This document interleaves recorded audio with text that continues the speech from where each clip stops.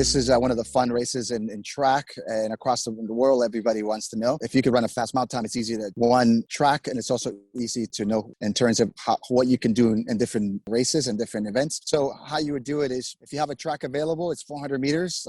They're universal around the world. You go out to the track. First you warm up. Maybe you warm up half a mile or a mile if you're in shape, and then do some stretching, then followed by, either the 400 meter splits or the quarter mile splits, whatever you want to call them, but basically one lap around the track, and you break it down in pieces. So whatever your goal is, you break it down into one lap, one quarter, and then you allow your body to recover. So you look at your heart rate, wait for your heart rate to recover to 120 beats per minute. Once your heart recovered, or generally about 2 or 3 minutes, then go again. I would suggest you start at 4 laps, because 4 laps is a mile, or 400 meters times 4 is pretty close to my 600 meters close. So then you start with 4 laps with full rest in between each lap. And the goal is to run the time that you want. So if your goal is to run 6-minute pace, 6-minute mile, you run the quarter mile, the 400 meter in 90 seconds or as close as possible. And then you do it over a period of 2 or 3 weeks.